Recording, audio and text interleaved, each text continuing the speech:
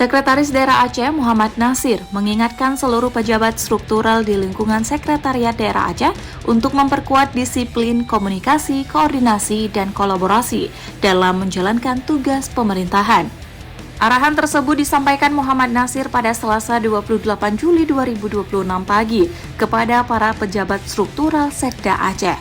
Ia menegaskan kekompakan dan sinergi antar aparatur menjadi kunci dalam menyukseskan program pemerintahan Gubernur Aceh Muzakir Manaf dan Wakil Gubernur Aceh Fadlullah.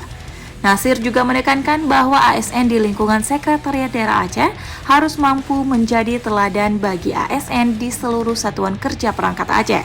Sebagai pusat administrasi pemerintah Aceh, ASN Sekda dituntut menunjukkan etos kerja, kedisiplinan, dan integritas dalam pelaksanaan tugas sehari-hari.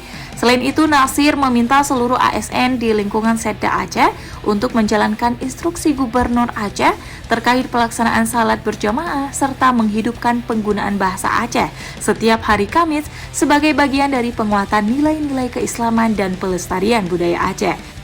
Ia berharap seluruh jajaran Sekda Aceh dapat terus memperkuat semangat kebersamaan dan menjadi motor penggerak terciptanya tata kelola pemerintahan yang lebih baik di lingkungan pemerintah Aceh.